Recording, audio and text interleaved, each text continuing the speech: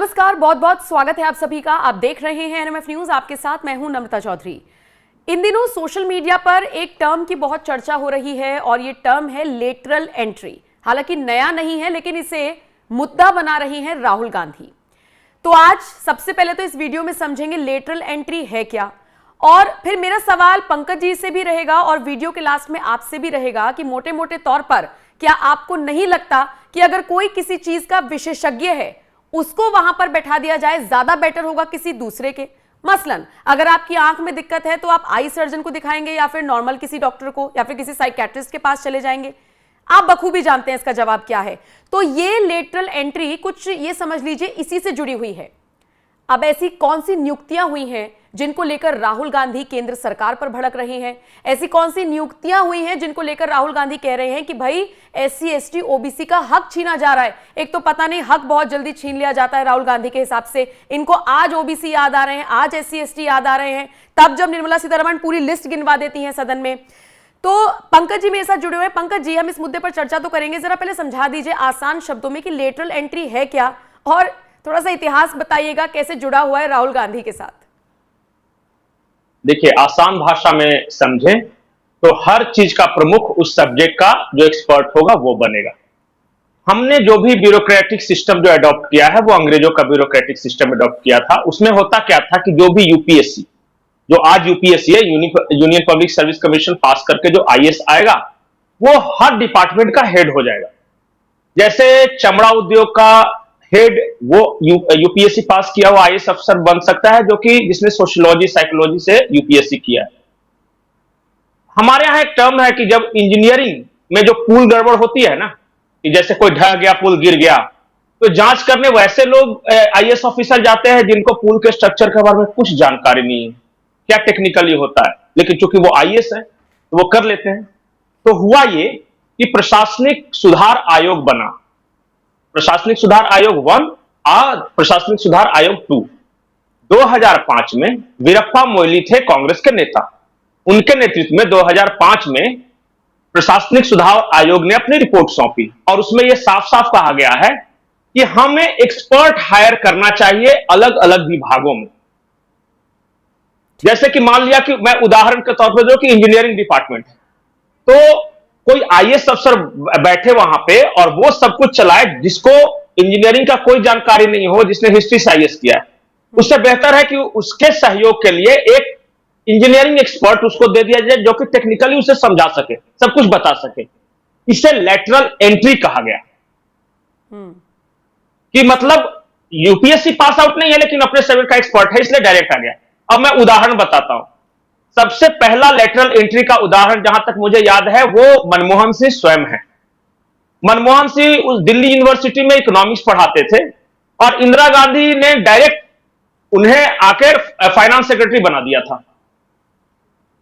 उसके बाद दूसरी लेटरल एंट्री, जो बड़ी लेटरल एंट्री की बात कर रहा हूं, मोंटेक्सी अहलुवालिया, जब खुद राजीव गांधी, जिनकी आज जयंती भी है, वो जब सरकार में आया तो मोंटेक्सी अहलुवालिया को सीधे फाइनेंस सेक्रेटरी बना दिया, जो कि जबकि वो आईएएस अफसर नहीं थे। मनमोहन सिंह भी आईएएस अफसर नहीं थे और राजीव गांधी की तो खुद ही लेटरल एंट्री है क्योंकि वो पॉलिटिशियन नहीं थे, लेकिन डायरेक्ट इंदिरा गांधी की मौत के बाद सीधे प्रधानमंत्री बन गए।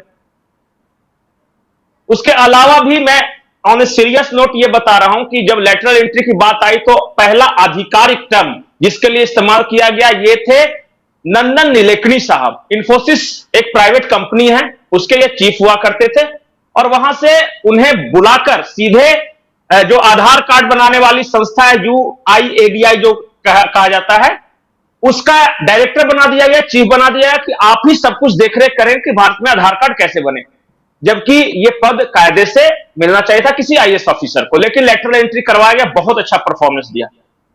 मैं बार बार यह कहता हूं कि मेरिट को दिमाग में रखना ही होगा, मैं किसी के खिलाफ नहीं, लेकिन अगर काम में हिंड्रेंस आ रहा है और उस चीज का एक्सपर्ट आकर मदद कर सकता है तो वो करना चाहिए। अब मोदी सरकार ने क्या किया, जो ताजा विवाद है वो समझिए।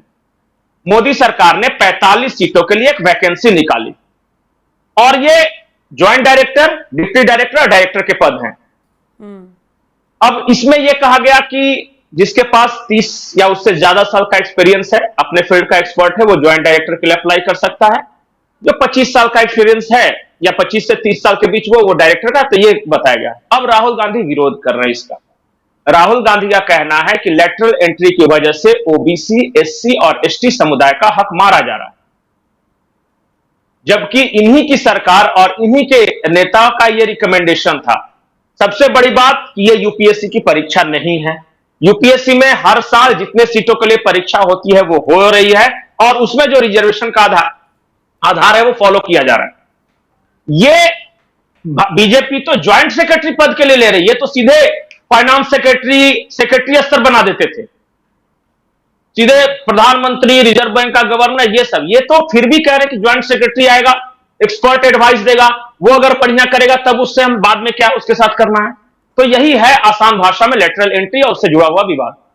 अच्छा, राहुल गांधी ने एक लंबा चौड़ा पोस्ट लिखा है सोशल मीडिया पर और वो कह रहे हैं कि इससे हक छीना जा रहा है। जरा समझाएंगे कि हक वो किस बिहाफ पर कह रहे हैं और क्या वाकई में हक छीना जा रहा है?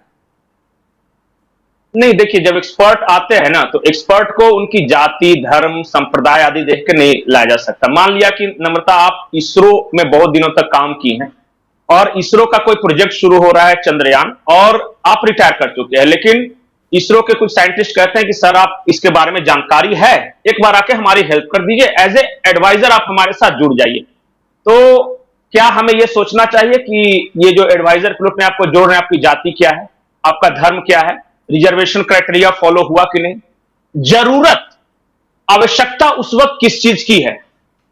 अब उसमें मान लिया कि कोई अगर ओबीसी एक्सपर्ट हो, अगर हम उसे ले लेंगे कोई दिक्कत नहीं, यहां कहां कहा है कि किसी को नहीं लेंगे। बस उस चीज का एक्सपर्ट होना चाहिए, उस चीज के बारे में जानकारी होनी चाहिए, वो सरकार के लिए मदद करे और ये रिजल्ट में भी दिखना चाहिए। लेकिन अब मान लिया कि मुझे जरूरत है, पंकज जी, फिर मेरा सवाल ये, अगर बार बार पुराने लोगों को मौका मिलता रहेगा तो फिर ये तो वही वाली बात होगी, नए लोगों का आप टेस्ट कब करेंगे? वो भर्ती फिल हो गई ना। नहीं, अभी आपने बताया 45 नियुक्तियां की गई। अगर उस जगह पर, मैं मानती हूँ, चलिए ठीक है, ये कदम सही हो सकता है कि आप एक्सपर्ट को आप वहां पर रख दें तो ज्यादा बेटर रिजल्ट्स मिलेंगे। क्या पता वो न्यू कमर ज्यादा बेटर रिजल्ट दे सकता था। तो ये कभी नहीं कहा गया कि जो रिटायर होंगे। मैंने उदाहरण बताया कि मान लिया इसरो में किसी रिटायर्ड एक्सपर्ट की जरूरत है, हो सकता है कि नए लोग भी हों जो उस चीज को बहुत अच्छा जानते हो, उसको भी लेटर एंट्री मिले थे। अच्छा। मतलब इसमें एज बार नहीं है, मतलब आपको उस चीज का जानकार होना चाहिए, सिर्फ होना चाहिए। ठीक ठीक ठीक है, हाँ बिल्कुल। और मैं एक और बताता हूं, कई विदेशों में जहां से हमने खुद अपना ब्यूरोक्रेटिक सेटअप लिया है, ब्रिटेन में भी 1972 में ये वहां का भी प्रशासनिक सुधार हुआ है, और वहां भी ये कहा गया है कि हर फील्ड में जो हेड होगा उस फील्ड का एक्सपर्ट होगा।